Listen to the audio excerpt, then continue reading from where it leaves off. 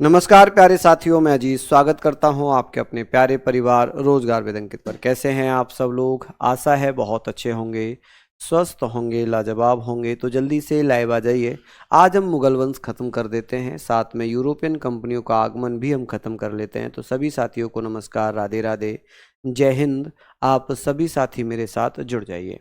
हम लोग यहाँ पर बात करेंगे, यहाँ पर हमारी चर्चा चल रही है हिस्ट्री की, और हिस्ट्री में हमारा चल रहा था मुगल वंश। यहाँ पर हम मुगल वंश के बारे में बात कर रहे थे। तो मुगल वंश हमारा चल रहा था और हमने मुगल वंश में कहाँ तक पढ़ लिया था, एक बार आप मुझे सभी बताइए कि सर मुगल वंश में हमने कहाँ तक पढ़ा था। कौन कौन भैया बताएंगे? राधे राधे सभी को, जय हिंद, नमस्कार, लाजवाब। चलिए हम लोग यहाँ पर सारे पॉइंट्स पढ़ेंगे बेहतरीन तरीके से। देखिए, शाहजहां के बारे में बात करेंगे। शाहजहां ये 1627 से लेकर 1658 तक राजा रहता है। ये हमें पता था कि सर 1627 से लेकर 1658 तक। सर आज तो हीरो लग रहे हैं। अरे आज मैंने ऐसा क्या कर दिया मैं हीरो लग रहा हूँ? अच्छा, आज मैंने ना वो जैकेट नहीं पहना हुआ है क्योंकि वो मैडम ने धो दिया था, अब वो सूखा नहीं और मेरे पास एक ही जैकेट है, तो वो सूखा ही नहीं था, तो मजबूरन मुझे फिर यही पहनना पड़ा। चलिए, तो हम लोग यहाँ पर बात करेंगे खुर्रम। खुर्रम कौन था? तो आप कहेंगे शाहजहां के बचपन का नाम क्या था? खुर्रम। शाहजहां के बचपन का नाम क्या है? खुर्रम है। ये बातें बहुत अच्छी हैं, आप लोग पढ़ते हुए चलेंगे कि सर शाहजहां के बचपन का नाम खुर्रम है। शाहजहां के पिता का नाम जहांगीर है, माता जगत गोसाई हैं, जिन्हें जोधाबाई के नाम से जानते हैं। किसके नाम से जानते हैं? जोधाबाई। आप कहेंगे सर जोधाबाई, ठीक है। अब इनके पुत्र दारा सिको, शुजा, मुराद, औरंगजेब, ठीक है। इसे विद्या प्रेमी कहा गया है। ये कौन था? ये विद्या प्रेमी था, ठीक है। क्या था? विद्या प्रेमी। और इसकी तुलना किससे की जाती थी? जसवंत सिंह से। इसकी तुलना किससे की जाती थी? जसवंत सिंह से इसकी तुलना की जाती थी। तो ये सारे पॉइंट हम लोग यहाँ पर अच्छे से पढ़ लेंगे, ठीक है।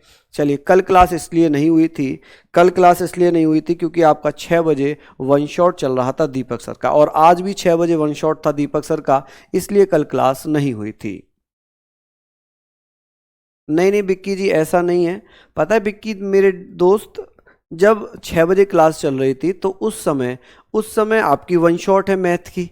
अब भाई मैथ भी तो ज़रूरी है, ठीक है। तो हम बात करेंगे सर, अगर आपकी मैथ की क्लास चली होगी तो फिर ये क्लास आप कैसे लोगे? तो इसलिए क्लास मैंने 8 बजे लगवाई है। आज मैंने 8 बजे लगवाई है। तो सभी को नमस्कार, राधे राधे, जय हिंद। ये बातें हम लोग यहाँ पर करेंगे कि सर शुजा, मुराद, औरंगजेब। अब ये जो औरंगजेब है ये स्वयं राजा बनना चाहेगा।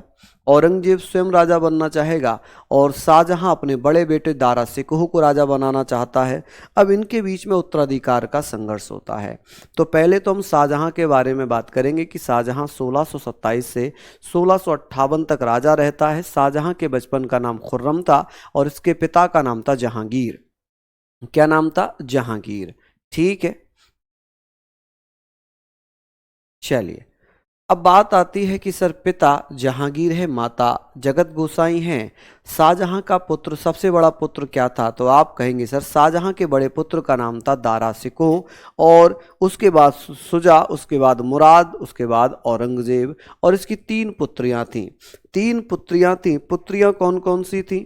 आप कहेंगे सर जैसे जहां आरा, पादशाह बेगम या बेगम साहब की उपाधि दी गई कि सर पादशाह बेगम या बेगम साहब की उपाधि किसे दी गई थी? जहां आरा को। जहां अगर आरा किसकी बेटी थी? शाहजहां की बेटी थी। उत्तराधिकार के युद्ध में दारा सिकोह का पक्ष लिया। जो जहां आरा है, जहां आरा ने उत्तराधिकार के संघर्ष में, राजा बनने की होड़ में, इसने किसका साथ दिया? तो अपने बड़े भाई किसका? दारा सिकोह का साथ दिया। जीवन के अंतिम दिनों में ये लाहौर के संत मियां पीर की शिष्या बन गई। जब इनका जीवन का अंत चल रहा था तो इन्होंने संन्यास धारण किया और ये लाहौर चली गई। लाहौर में एक सूफी संत थे जिनका नाम था मियां मीर। आप कहेंगे सर मियां पीर, ठीक है, मियां पीर की शिष्या बन गई, ठीक है। तो जीवन के अंतिम दिनों में लाहौर के संत मियां पीर की शिष्या बन गई। तो ये वाली बातें आप लोगों को यहाँ पर लिखनी है। चलिए, बहुत बढ़िया, आगे बात करेंगे। आगे बात करते हैं तो सर हमने पढ़ लिया यहाँ पर 7 बच्चों का जिक्र किया गया है। कितने? 7 बच्चों का जिक्र किया गया है। चलिए, ये तो वो 7 बच्चे हैं जो ऑफिशियल हैं। अभी हम बात करेंगे कि सर 14वें बच्चे के समय किसकी मृत्यु होती है, उसके बारे में भी बात करेंगे। और जो प्यार की कहानी का एग्जाम्पल देते हैं ना कि शाहजहां ने ताजमहल का निर्माण प्यार की खातिर करवाया था, मैं आज वो भी पूरा डिटेल में पढ़ाने का प्रयास करूंगा। चलिए, बात आई कि सर रोशन आरा, रोशन आरा भी किसकी पुत्री थी? आप कहेंगे सर शाहजहां की पुत्री थी। और रोशन आरा ने उत्तराधिकार के युद्ध में औरंगजेब का पक्ष लिया। अब एक इसकी पुत्री थी गोहान आरा। कौन थी? गोहान आरा। गोहान आरा जो थी अपनी मम्मी मुमताज महल के जैसी थी। अब मैं यहाँ पर एक कहानी सुनाता हूँ। जब मुमताज महल की मृत्यु हुई तो मुमताज महल की मृत्यु के बाद जो शाहजहां हैं वो अपनी बहन फरजना को अपने पास रख लेता, उसकी शादी नहीं होने देता। इनफैक्ट जिससे फरजना शादी करना चाहती थी उसको शाहजहां ने तंदूर में भुनवा दिया। मतलब अपनी बहन फरजना के जो होने वाला हस्बैंड था या उसका जो कह सकते हैं प्रेमी था जिससे फरजना शादी करना चाहती थी, उसे आग में जलवा दिया। जब जलवा दिया गया तो 1-1.5 महीने बाद कि भैया ये घटना हो गई। पहले तो मुमताज महल मर गई, उसके बाद फरजना के जो प्रेमी था उसको शाहजहां ने जो है मरवा दिया। कहा कि नहीं, अपने पास रख लिया। अब कुछ इतिहासकारों ने कहा कि शाहजहां ने गुप्त रूप से अपनी बहन से ही शादी कर ली। कुछ इतिहासकारों ने कि शादी नहीं की थी, केवल अपने पास रखा था। अब हम इसकी पुष्टि नहीं करते हैं। अब क्या हुआ, गोहान आरा जो मुमताज महल के जैसी लगती थी, तो शाहजहां ने कहा कि ये तो हूबहू मुमताज महल है, इसे भी मैं अपने पास रख लेता हूं। जब साम्राज्य में ये खबर फैली तो हम बात करेंगे कि सर ये खबर फैल गई कि भाई मुमताज महल की पुत्री जो गोहान आरा है कि उसको भी शाहजहां अपने पास रख रहा है। यानी कि ना तो ये बहन छोड़ रहा है ना बेटी छोड़ रहा है। तो इसके दरबार में तो हमारी बहन बेटी कैसे सुखी रह सकती हैं। स्लॉट बुकिंग खत्म कर दिया गया है, अब स्लॉट बुकिंग नहीं होगा। ठीक है, स्लॉट बुकिंग की सिस्टम ही खत्म कर दिया एक था, अब जरूरत ही नहीं स्लॉट बुकिंग की। ठीक है, तो बात ये हो गई कि भैया मौलाना मौलवियों ने एक सलाह की कि भाई एक काम करते हैं, कल सुबह एक मीटिंग का आयोजन करते हैं और ऐसे राजा को पद से हटाते हैं। जो अपनी बहन अपनी बेटी को नहीं छोड़ रहा, उसके साम्राज्य में और कौन सुखी रहेगा, कौन सेफ रहेगा। ये बात शाहजहां को पता चली। शाहजहां ने कहा कि भाई अगर मेरे खिलाफ कोई फतवा जारी किया मौलाना या मौलवी ने तो उसे फांसी पर चढ़ा देंगे। अब मौलाना मौलवी डर गए, भाई बादशाह है, राजा है, कुछ भी कर सकता है। तो जब अगले दिन मीटिंग हुई तो मीटिंग में मौलाना मौलवियों ने कहा कि जो माली पेड़ लगाता है उसे फल खाने का अधिकार है। लॉजिक समझिए कि जिस मालिक ने पेड़ लगाया है, जिस माली ने पेड़ लगाया, उसके फल खाने का अधिकार उसको है। मतलब वो बेटी उसी ने पैदा की है तो उस बेटी को वो अपने पास रखे ना रखे ये उसका अधिकार है। ये मौलाना मौलवियों ने तर्क दिए हैं। ठीक है, अब यहाँ पर हम बात करेंगे कि सर शादी किससे की थी शाहजहां ने? 1612 में अर्जुमंद बानो बेगम से क्या कर ली भैया? आप कहेंगे सर अर्जुमंद बानो बेगम, इसे ऐसे भी लिखते हैं अर्जुमंद बानो बेगम। इससे क्या कर लिया जी? निकाह कर लिया। ठीक है, मुमताज महल के बारे में बात करेंगे कि सर मुमताज महल इसे उपाधि दे दी गई। जो अर्जुमंद बानो बेगम थी ये आसफ खां की बेटी थी और नूरजहां की भतीजी थी, क्योंकि आसफ खां की बहन थी नूरजहां की भतीजी थी अर्जुमंद बानो बेगम, जिससे शाहजहां ने निकाह कर लिया। किससे? शाहजहां ने निकाह कर लिया। तो ये बातें हमने पढ़ ली। शाहजहां ने इसे मलिका ए जमानी की उपाधि दे दी कि सर शाहजहां ने मुमताज महल को मलिका ए जमानी की उपाधि दे दी और भैया मुमताज महल की उपाधि दे दी। चलिए, हमने ये बातें कर ली सारी चीजें। देखिए अच्छा, आज पॉलिटी पढ़ी, पिंकी वर्मा कह रही हैं सर बहुत अच्छी लगी। अरे गजब, याद हुआ क्लास में ही। मैंने आज क्लास ली थी पॉलिटी की, जिसमें मैंने आप लोगों को शायद मौलिक कर्तव्य तक करा दिया है, और मैं 6 मार्च को एक क्लास और लूँगा पॉलिटी की, जिसमें मैं पूरी पॉलिटी ख़त्म कर दूंगा। अगर आपने कुछ भी नहीं पढ़ा होगा, 2 क्लास पढ़ के चले जाएंगे पॉलिटी की, तो उससे बाहर कुछ नहीं आएगा, मैं लिख कर दे सकता हूँ ये चीज़। चलिए, तो यहां पर हमने बात कर ली। अब 14वें बच्चे का जन्म हुआ। आप कहोगे सर अभी तो आपने 7 लिखवाए, 3 लड़कियां लिखवाई हैं, 4 जो है बच्चे लिखवाए, पुत्र लिखवाए हैं, ठीक है। अब जीडी में स्लॉट बुकिंग नहीं होगी, स्लॉट बुकिंग नहीं होगी, ठीक है। हाँ जी, बहुत बढ़िया। चलिए, हमने बात कर ली कि 14वें बच्चे को जन्म देते समय प्रसव पीड़ा के कारण 1631 में, नॉट 631, 1631 में मुमताज महल की मृत्यु हो गई। शादी कब हुई? 1612 में। मृत्यु कब हुई? 1631 में, है ना। तो भैया 14 बच्चे, समझ रहे हो, 14 बच्चे।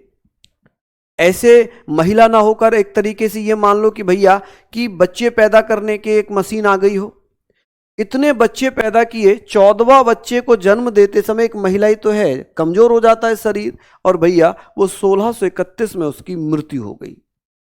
अब प्यार की कहानी सुनना कि भाई शाहजहां इतना प्यार करता था मुमताज महल से, उसकी याद में ताजमहल बनवा दिया। अरे क्या प्यार था, जो मरने के 1-1.5 महीने बाद उसने अपनी बहन को रख लिया, उसके बाद फिर अपनी बेटी को रख लिया। क्या प्यार था, हैं।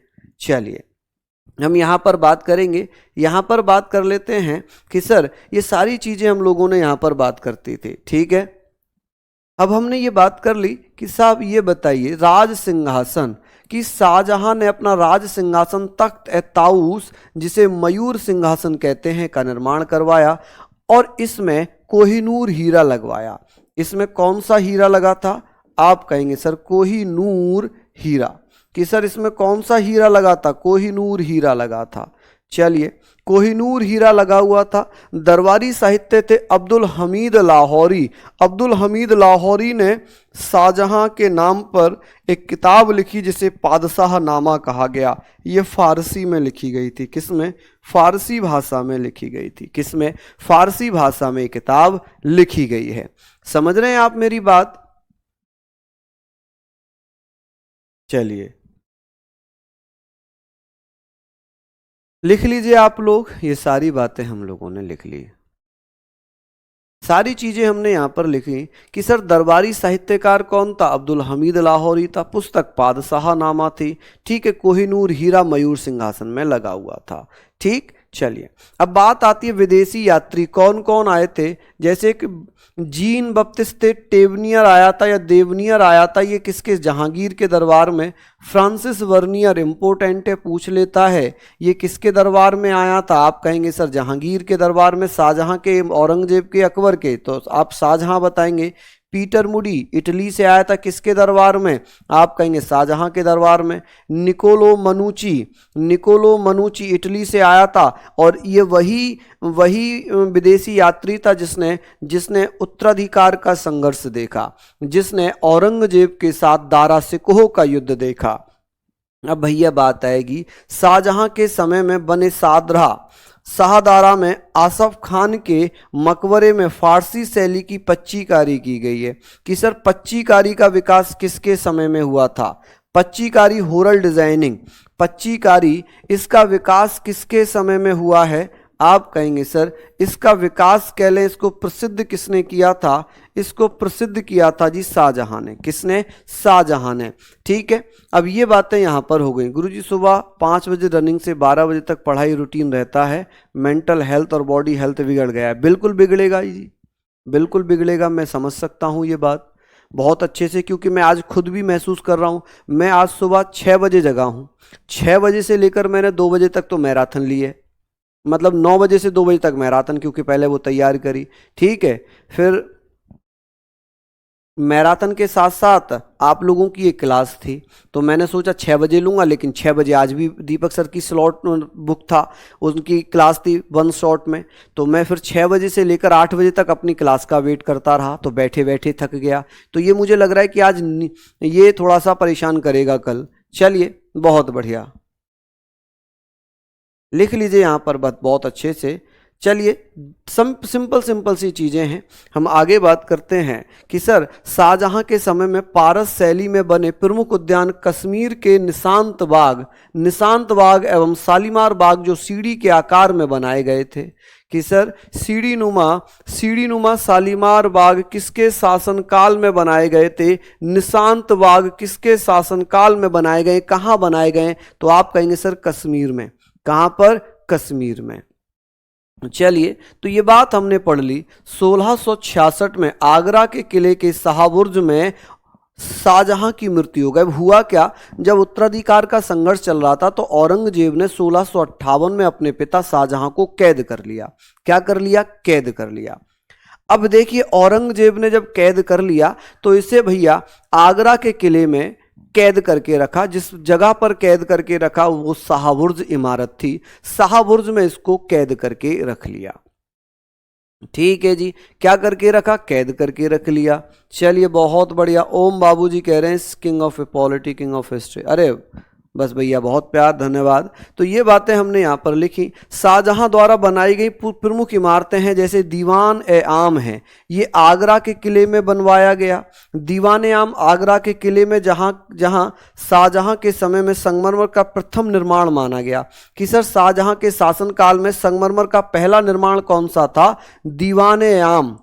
इसमें सम्राट के बैठने के लिए मयूर सिंहासन की व्यवस्था थी। जब आप आगरा के किले में जाते हैं तो किले में जाकर देखते हैं कि एक ऐसे करके शानदार आलीशान बना हुआ है, वहां पर सिंहासन लगा हुआ है। ठीक है, हालांकि मयूर सिंहासन को लूटकर, कोहिनूर हीरा लूटकर नादिर शाह लेकर चला गया था करनाल के युद्ध में।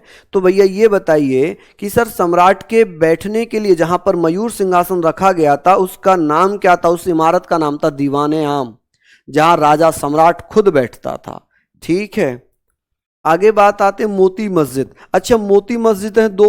मोती मस्जिद एक तो दिल्ली में है और एक आगरा में। दिल्ली वाली मोती मस्जिद बनवाई है औरंगजेब ने। किसने? औरंगजेब ने। और आगरा में जो किला बनवाया है वो किसने बनवाया है? आप कहेंगे सर शाहजहां ने। ठीक है, खास महल, इसका निर्माण हरम की स्त्रियों के लिए। हरम की स्त्रियां मतलब जो एक तरीके से शाहजहां के मनोरंजन के लिए थी, शाहजहां के मनोरंजन के लिए थी हरम की स्त्रियां। यहां पर पुरुषों के जाने पर प्रतिबंध था, यहां पर पुरुष नहीं जा सकते थे, यहां पर पुरुष नहीं जा सकते थे।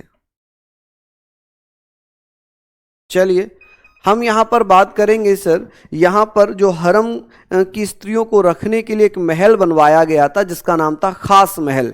तो यहां पर भैया कौन नहीं जा सकते थे? आप कहेंगे पुरुषों के जाने पर रोक लगी हुई थी। ठीक है, जामा मस्जिद दिल्ली में किसने बनवाई थी? शाहजहां ने। ताजमहल आगरा में किसने बनवाया? शाहजहां ने। इसकी योजना उस्ताद अहमद लाहौरी ने बनवाई थी, लेकिन इसका डिजाइनर कौन था? आप कहेंगे सर डिजाइनर कौन था? डिजाइनर था ईरान का शाह तैमास का, राजा शाह तैमास के दरबार से आया था ईसा खान। कि सर कौन था? ईसा खान। कि सर ईसा खान के द्वारा डिजाइन बनाया गया। कि सर ताजमहल का डिजाइन किसने बनवाया था? डिजाइन आप कहेंगे सर ईसा खान ने। ये कहाँ का वास्तुकार था? ईरान का। लेकिन ताजमहल की योजना बनाने की जो देखरेख करने वाले महत्वपूर्ण व्यक्ति थे उनका नाम था अहमद लाहौरी। इन्होंने शाहजहां के समय ताजमहल बनवाया और शाहजहां ने इन्हें भैया नाहिर उल असर की उपाधि दे दी। नाहिर उल असर की उपाधि दी। आपने एक मनगढ़ंत कहानी और सुनी होगी कि जिन्होंने ताजमहल बनवाया था उनके हाथ काट दिए गए। किस किस ने ये कहानी सुनी है? अंकित जी कह रहे हैं सर तीसरा टेंट है, कुछ भी समझ नहीं आ रहा, क्या करूं, सुसाइड करने का मन करता है। कैसी बात कर रहे हो अंकित, ये इतनी छोटी छोटी बातें करोगे? सुसाइड कौन करता है? सुसाइड कौन करता है? जो बहुत ज्यादा मतलब कह सकते हैं दुर्बल व्यक्ति, जो लड़ना नहीं चाहता। आप तो बहादुर हो, आप तो बहादुर हो। अच्छा सोचो, अगर आपके मन में ये बात आ ही गई, सोचो आपके बाद आपके माँ बाप का क्या होगा? आपके बाद आपके माँ बाप का क्या होगा? उन्हें कौन संभालेगा? देखिए, हर चीज का सब्स्टिट्यूट मिल जाता है, लेकिन माँ बाप के लिए औलाद का सब्स्टिट्यूट नहीं मिलता। ठीक है, माँ बाप के लिए आपसे बढ़कर कुछ नहीं है। तो आप ऐसे मत सोचिए। और ये मैं इसलिए भी बता रहा हूं, मैं इसलिए बता रहा हूं क्योंकि ये चीजें मैंने पर्सनल झेली हैं। आपको याद होगा कुछ दिन पहले अक्टूबर 4 अक्टूबर को मेरे ब्रदर इन लॉ ने, एक इकलौता ही था, मैं ये घटना बता रहा हूं जो इतनी छोटी सोच आई है कि उसने सुसाइड कर लिया। अब कुछ कहते हैं सुसाइड किया, कुछ कहते हैं उनकी उसकी हत्या की, केस खुला नहीं। मैं फिलहाल सुसाइड को बनाकर बताता हूं। आज कंडीशन ये है कि माता जी की मेंटल हेल्थ ऐसी हो चुकी है कि वो सोचने समझने की किसी भी सूरत में नहीं है। जो मेरी मदर इन लॉ हैं, जो मेरी वाइफ की माता हैं, वो अब इस कंडीशन में, जो बहुत बहुत अच्छी कट्टी मतलब हेल्थी थी, आज वो इस कंडीशन में है कि वो मेंटली फिट नहीं है इकलौते बेटे के जाने से। मेरे ससुर वो भी मेंटली फिट नहीं है। ठीक है, मतलब एक लड़के के ना होने से पूरा घर खत्म हुआ, पूरा घर खत्म हुआ। तो ये बात प्लीज रिक्वेस्ट है बेटा, कोई भी बच्चा, मैं बड़ा भाई होने के नाते आपसे हाथ जोड़कर कह रहा हूं कि ये छोटी सी सोच दिमाग में मत लाना कि सुसाइड करेंगे, ना, बिल्कुल नहीं, ये दिमाग में मत लाना, क्योंकि मैंने पर्सनल चीजें देखी हैं, मैंने झेली हैं। आपके घर वाले उसको झेलने के लिए तैयार नहीं है। रिक्वेस्ट है हाथ जोड़ के, कभी भी ऐसे मन में मत लाना कि भाई सिलेक्शन नहीं हो रहा है हमारा, हम सुसाइड करेंगे, ना, छोटी सोच नहीं, कभी नहीं। अरे बहादुरो, कुछ नहीं होगा तो क्या होगा, कुछ ना कुछ तो हो ही जाएगा, भगवान ने हाथ पैर दिए, कुछ ना कुछ तो कर ही लेंगे, कुछ ना कुछ तो कर ही लेंगे।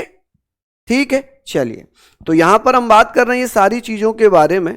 नेक्स्ट है, हेवेल ने ताजमहल को भारतीय नारित्व की साकार प्रतिमा कहा था। यह बहुत अच्छा क्वेश्चन है कि सर ताजमहल को नारित्व की साकार प्रतिमा किस इतिहासकार ने कहा था? हेवेल ने कहा था। किसने? हेवेल ने कहा था। ठीक है जी,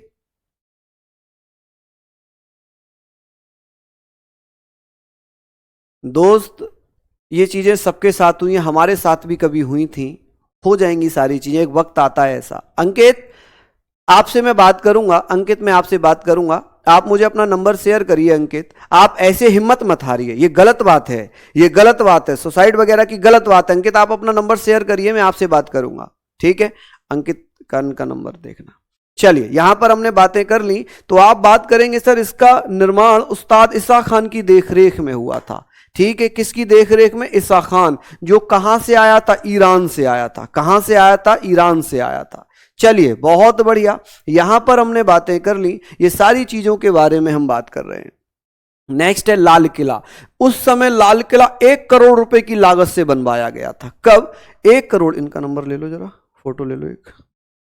चलिए, बहुत बढ़िया, शानदार, लाजवाब। तो ये सारे पॉइंट हम लोग यहां पर बात करेंगे। ठीक है, तो आपको टेंशन नहीं लेनी है बिल्कुल भी। ठीक है, तो आप परेशान मत होइए। चलिए, हमने बात करनी है कि सर ये बताइए, लाल किला 1 करोड़ रुपए, उस दौर में 1 करोड़ रुपए में बनवाया गया था। किस समय? 1 करोड़ रुपए में बनवाया गया था उस समय। ठीक है, तो चलिए, शिल्पकार कौन था? हमीद अहमद। कौन था? लाल किले का हमीद अहमद। पश्चिमी दरवाजा, लाहौरी दरवाजा, दक्षिणी दिल्ली दरवाजा, ये सब किसके शासनकाल में? तो आप कहेंगे सर शाहजहां के शासनकाल में। किसके? शाहजहां के शासनकाल में।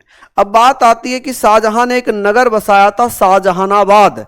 1638 में शाहजहानाबाद अपनी राजधानी को आगरा से दिल्ली लेकर आता है। शाहजहां जो है, शाहजहां अपनी राजधानी को आगरा से दिल्ली लेकर आता है, यमुना नदी के किनारे पर, और इसका निर्माण करवाता है। यानी कि अपनी राजधानी कहां पर बनाता है? दिल्ली में। तो शाहजहानाबाद की स्थापना कहां पर हुई? दिल्ली में। किसने की थी?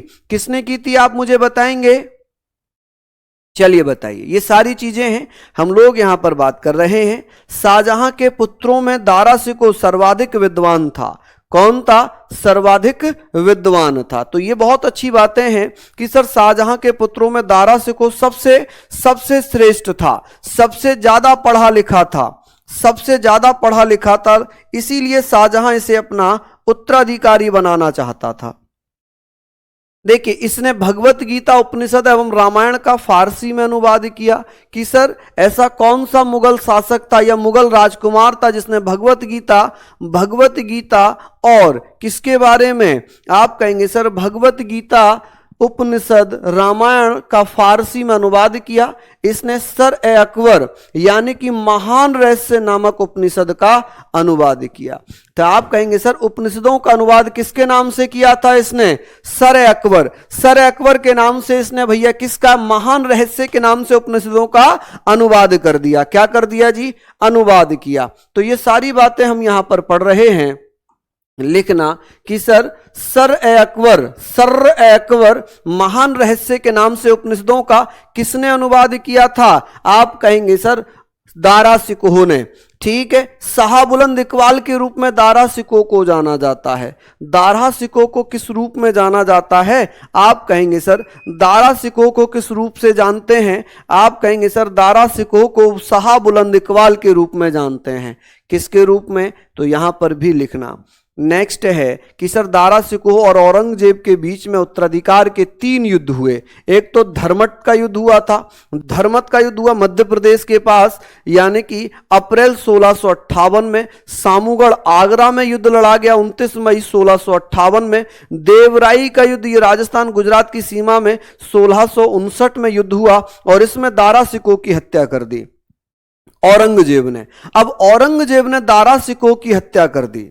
ठीक है सर जी, शाहजहां का पुत्र कौन था? ओहो, शाहजहां का पुत्र भैया दारा शिकोह था, शुजा था, मुराद था, औरंगजेब था। 4 बेटे थे शाहजहां के। अब शाहजहां के बात कर रहे हैं कि सर औरंगजेब ने क्या किया? अपने पिता को, औरंगजेब ने अपने पिता को दारा शिकोह का सर कलम करके, सर काट के थाल में सजाकर अपने पिता को भेजा और अपने पिता से कहा कि पिताजी मैंने आपके लिए कुछ सरप्राइज भेजा है, कुछ गिफ्ट भेजा है। तो बात यह हुई कि जब पिता को देखा कि अरे ये तो मेरा सबसे प्रिय पुत्र दारा शिकोह है, पिता उस समय से बीमार पड़ जाता और कुछ साल के बाद उसकी 1666 में जहांगीर की या शाहजहां की, तो शाहजहां की मृत्यु हो जाती है। ठीक है, अब आपके मन में डाउट आया होगा कि सर हमने तो अभी पढ़े थे 14 बच्चे के जन्म के समय मृत्यु हुई थी, तो ये तो 7 ही बच्चे मैंने बताए, बाकी 7 कहां गए? भैया अब इनकी एक बीबियां थोड़ी थी, कितनी सारी बीबियां होती थी। तो इतिहास में इन्हीं बच्चों का नाम है, इतिहास में इन 7 बच्चों का नाम है जहांगीर शाहजहां के। बाकी और जो बच्चे उनका कोई है ही नहीं जिक्र। ठीक है, चलिए बहुत बढ़िया। अब बात आती है औरंगजेब की। देखिए औरंगजेब 1618 में दोहाद गुजरात में गद्दी पर बैठा और औरंगजेब का उपनाम था आलमगीर। पिता थे शाहजहां, मुमताज महल इसकी माता थी। ठीक है, अब इसे आलमगीर, जिंदा पीर प्रथम आलमगीर, आप कहेंगे सर इसे जिंदा पीर भी कहते थे। क्या कहते थे? आप कहेंगे सर जिंदा पीर या आलमगीर कहा जाता था। आलमगीर प्रथम या जिंदा पीर के नाम से जाना जाता था। जिंदा पीर इसे चारित्रिक गुणों के कारण कहा गया। देखिए यह कहा गया कि मुगल वंश में सबसे ज्यादा चरित्रवान, जो कैरेक्टर जिसका सबसे अच्छा था वो औरंगजेब का था। किसका था? औरंगजेब का। ठीक है, औरंगजेब का चरित्र सबसे अच्छा माना गया है मुगलों में। ठीक है, अब बात यह आई कि साहब ये बताइए औरंगजेब के चारित्रिक गुणों के कारण से जिंदा पीर कहा गया, जिंदा पीर आलमगीर कहा गया कि सर औरंगजेब ने कब से कब तक शासन किया था? तो ये 1658 में राजा बना और 1707 तक इसने शासन किया। दोहाद गुजरात में इसका जन्म हुआ। आलमगीर प्रथम जिंदा पीर के नाम से ये अपना फेमस हुआ। शाहजहां का पुत्र था, मुमताज महल का पुत्र था। औरंगजेब ने 2 बार अपना राज्याभिषेक करवाया, आगरा में 31 जुलाई 1658 में और दिल्ली में 15 जून 1659 में। ठीक है, औरंगजेब मुगल वंश का पहला शासक है जिसने हिंदुओं के त्योहार होली, दीपावली, नवरोज, झरोखा दर्शन, तुलादान, क्लासिकल संगीत, डांस, सिक्कों पर कलमा आदि पर प्रतिबंध लगा दिया। कलमा सिक्के या इलाही सिक्के किसने चलवाए थे? अकबर ने। किसने चलाए थे? अकबर ने। चलिए बहुत बढ़िया। देखिए ऐसा कहा गया औरंगजेब के बारे में क्योंकि औरंगजेब जो है, औरंगजेब जैसे और मुगल बादशाह थे ना, कई कई सारी रानी रखते थे, कोई रानी कोई लड़की पसंद आती थी तो उसे अपने अपने पास रख लेते थे, जैसे शाहजहां ने किया। लेकिन ये इसके बारे में ऐसा कोई वर्णन है नहीं, इतिहासकारों ने किया नहीं डर के वजह से, या है नहीं ये पता नहीं। ठीक है, तो इसलिए इसे कहा गया है जिंदा पीर। चलिए, सबसे ज्यादा हिंदू अधिकारी किसके दरबार में थे? सबसे ज्यादा हिंदू अधिकारी किसके दरबार में थे? आप कहेंगे सर सबसे ज्यादा हिंदू अधिकारी औरंगजेब के शासनकाल में थे। किसके शासनकाल में थे? औरंगजेब के शासनकाल में सबसे ज्यादा हिंदू अधिकारी थे। आप कहेंगे सर सबसे ज्यादा हिंदू अधिकारी किसके दरबार में थे? तो औरंगजेब के शासनकाल में। किसके? औरंगजेब के शासनकाल में। क्लियर है कि सर औरंगजेब के शासनकाल में सबसे ज्यादा हिंदू अधिकारी थे। चलिए, सबसे ज्यादा हिंदू अधिकारी किसके शासनकाल में थे? औरंगजेब के। ये अच्छे से क्वेश्चंस पूछा जाता है। चलिए, बहुत बढ़िया।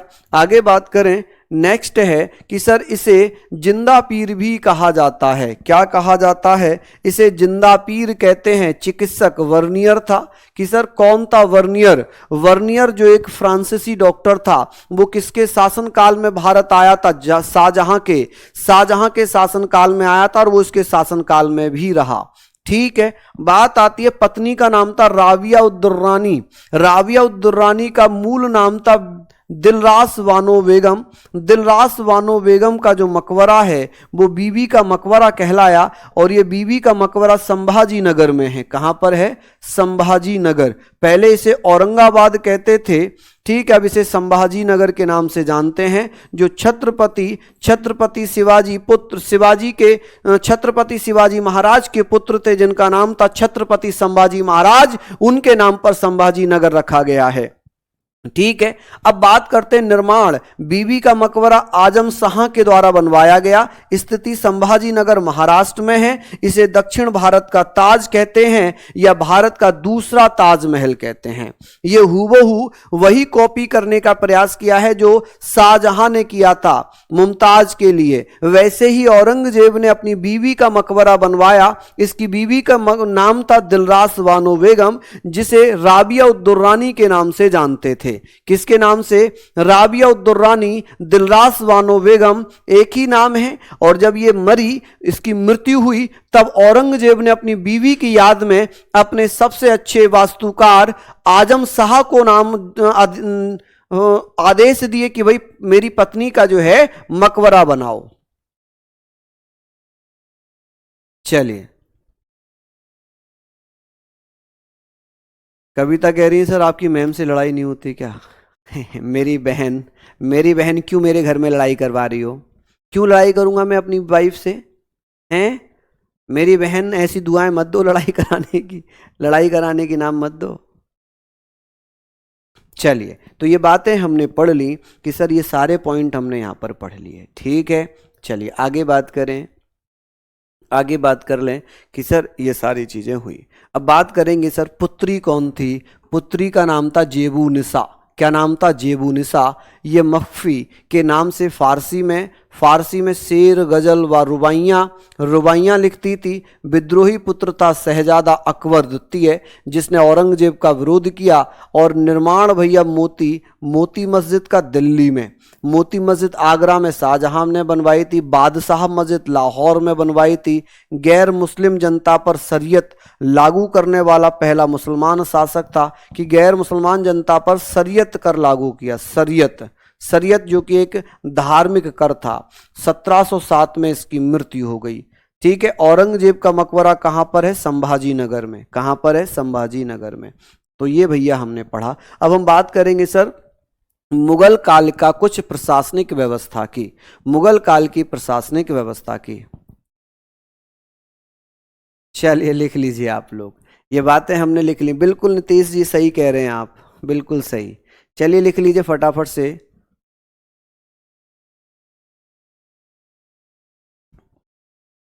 लो, पानी और गिरवा दिया मेरे ऊपर, पानी और गिर गया।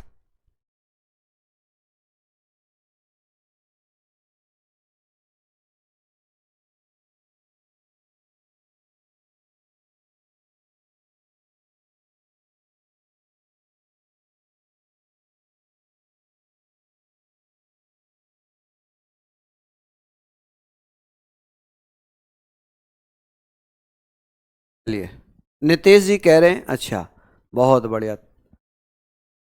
औरंगजेब की पत्नी, हाँ जी, बहुत बढ़िया, शानदार। और कौन कौन है सर? अनारकली कौन थी?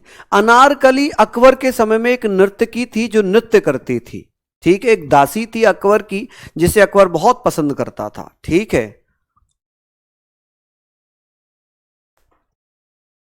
लेकिन वास्तविकता क्या है पता नहीं, ये केवल मनगढ़ंत कहानी जरूर है। अकबर अनारकली है, सलीम अनारकली के नाम से भी फेमस हुआ ये मामला।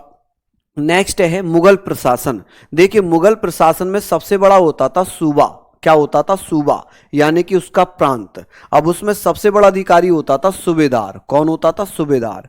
और सूबेदार के बाद होता था दीवान, दीवान के बाद होता था बख्शी। अब इन तीनों के काम अलग अलग हैं। जैसे सूबेदार जो था प्रांतों में शांति स्थापित करने का काम करता था, दीवान राजस्व का प्रधान होता था जो टैक्स वगैरह होता है, बख्शी प्रांतीय सैन्य प्रधान होता था। जैसे सूबेदार, ऐसे करो जैसे सूबेदार जो है ये एक तरीके से गवर्नर है। जैसे प्रांत होते हैं ना, मुगल वंश में छोटे छोटे प्रांत थे, उनमें सूबेदार बना दिए जाते थे। सूबेदार पूरे प्रांत को देखता था। ठीक है, वैसे ही जो डीएम होता है जो राजस्व कलेक्ट करवाता है पूरे जिले का, वैसे ही दीवान था। दीवान पूरे प्रांत का राजस्व कलेक्ट करवाता था। बख्शी जो था वो सैन्य प्रधान होता था। ठीक है, प्रोविंशियल मिलिट्री चीफ होता था, सेना इसके उसमें आती थी नियंत्रण में। ठीक है जी, चलिए यहां तक हम पढ़ लेंगे। आगे बात करेंगे, लिखा है प्रमुख अधिकारी। देखिए, मंत्री परिषद को क्या कहते थे? मुगल वंश में मंत्री परिषद को विजारत कहते थे। क्या कहते थे? विजारत कहते थे, जिसमें एक वजीर होता था और वकील होता था। वजीर और वकील। मीर बख्शी, इसके द्वारा सरखत नामक नाम के पत्र पर हस्ताक्षर किया जाता था और तभी सेना को हर महीने वेतन मिलता था। जैसे कि जिले में एसपी के द्वारा भैया जो है वेतन सिपाहियों को मिलता है। अगर एसपी चाहे तो सिपाहियों को वेतन नहीं मिलेगा, रोक देगा वेतन। ठीक है, तो वैसे ही मीर बख्शी था जो उस समय अपने सैनिकों को वेतन देता था। सद्र, उस सद्र, ये न्याय विभाग था जिसका प्रधान होता था काजी। कौन होता था? काजी। ठीक है सर, 3x पे पढ़ाओ। नहीं भैया,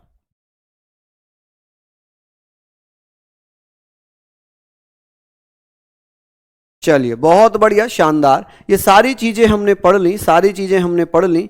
यहां पर ये सारे पॉइंट हमने पढ़ लिए। तो सार कह रहे हैं जो पानी पीते हैं, अरे भैया 2 रुपए के 3 रुपए की बोतल होती है ये। चलिए, ये सारी चीजें हमने यहाँ पर लिखी कि साहब सद्र, उस सद्र न्याय विभाग का काजी था। कौन था ये? न्याय विभाग का काजी था। तो किसी को कोई दिक्कत वाली बात यहाँ पर? चलिए, मीर समन। मीर समन कौन था? सम्राट के घरेलू विभागों का प्रधान था। ठीक है, head of the empire's household department, यानी कि सम्राट के जितने भी रॉयल कामकाज होते थे तो उनके घर का जो कामकाज देखता था वो मीर समन देखता था। कौन देखता था? मीर समन देखता था। ठीक है, यहां पर आप लिखिए इसको फटाफट से। चलिए आगे बात करें। नेक्स्ट है भारत में यूरोपीय कंपनियों का आगमन। देखिए, ये बहुत डिटेल्ड हैं, इसको आप पढ़ लेना, इसको आप पढ़ लेना, काफी डिटेल्ड है। ठीक है, इसको आप पढ़ लीजिएगा। समझ रहे हैं आप मेरी बात? ये आप पढ़िएगा। मैं आप लोगों को भैया इसमें सारी चीजें मैंने ये दे दी हैं। इसको मैं कराऊंगा नहीं, केवल मैं होमवर्क में दे रहा हूं। अब हमारे पास एक थोड़ा सा टॉपिक बचा हुआ है, ये आप लोग लिख लीजिए, है ना। ये हमने करना है, ये तो मैं आपको होमवर्क में ही दे रहा हूं, इसको आप पढ़ लेंगे। ठीक है, मैं यहां पर आपको बस जो कराऊंगा 1857 की क्रांति। ठीक है, 1857 की क्रांति से संबंधित कुछ फैक्ट हैं। ठीक है, कुछ फैक्ट हैं, तो इसकी एक क्लास बस और लगेगी आपकी, और फिर आपकी हिस्ट्री खत्म। हिस्ट्री आपकी खत्म। ठीक है, 1857 की क्रांति पढ़ेंगे। क्या पढ़ेंगे हम? 1857 की क्रांति पढ़ेंगे और ये हिस्ट्री आपकी खत्म हो जाएगी। ठीक है, ये हिस्ट्री आपकी खत्म हो जाएगी, फिनिश हो जाएगी। इससे ज्यादा कुछ और आता नहीं है। ठीक है, हाँ ये वाली बात ठीक है, आपने कहा कविता। चलिए बहुत बढ़िया। तो ये क्लास आपको अच्छी लगी, कैसी लगी जल्दी से आप मुझे बताइए। ठीक है, फिर मिलेंगे। तो ये एक क्लास होगी और 6 बजे मैं शाम को 6 बजे तो क्लास नहीं लूँगा। ठीक है, मे भी ये क्लास भी 8 बजे के आसपास ही लग पाएगी, एक ही क्लास और होनी है बस। ठीक है, एक ही क्लास और होनी है तो 8 बजे ही लगा लेंगे। बाकी अब कोई क्लास आपकी नहीं बची, कोई क्लास कुछ नहीं बचा, सिलेबस आपका खत्म हो चुका है। ठीक है, अब हम बात करेंगे 6 मार्च को होली के एक दिन बाद, होली के एक दिन बाद मेरी क्लास है, मेरी क्लास है पॉलिटी की, जिसमें मैं आपको राष्ट्रपति, उपराष्ट्रपति, संसद वगैरह सारी चीजें कराऊंगा, तो आप उसमें जरूर बताना। ठीक है, चलिए। तो बहुत अच्छा, हाथ पैर कटाने वाली बात कह रहे थे। देखिए, आपने एक मनगढ़ंत कहानी सुनी थी ना कि जब ताजमहल बनवाया गया था, ताजमहल बनवाया गया था तो जिन्होंने ताजमहल बनाया था उनके हाथ काट दिए गए। आपने हर नुक्कड़ चौराहे चौराहे पर यह कहावत सुनी होगी। और फिर जब हाथ काटे जा रहे थे तो वो मिस्त्री बोला कि अभी रुकिए, मैं अभी आता हूं, और वो ऊपर गया और मुमताज महल की कब्र के ऊपर छेद कराया। उसके हाथ में कोई ड्रिल मशीन थोड़ी थी, गिर्र करके उन्हें छेद कर दिया ऊपर लिंटर में। ये सब मनगढ़ंत कहानियां हैं, किसी के हाथ नहीं काटे गए थे। ठीक है, किसी के कोई हाथ नहीं काटे गए। हां, यह फैक्ट जरूर है कि जहां मुमताज महल की कब्र है उसके ऊपर एक छेद है जिसमें सनलाइट पड़ती है या बारिश की एक बूंद उसके ऊपर टपकती है। हालांकि उस पर साइंटिफिक रिसर्च हुई है, उसका पता नहीं चल पाया, लेकिन यह वास्तविकता है। ठीक है, लेकिन ऐसा नहीं है कि साहब क्या हुआ था, अब तो वो भी बंद हो गया, अब तो उसके ऊपर भी बिल्डिंग बन गई है, अब तो वो सब बंद कर दिया गया, ऐसा कुछ भी नहीं है। चलिए, तो फिर मिलेंगे आप लोगों से, तब तक के लिए जय हिंद, जय भारत।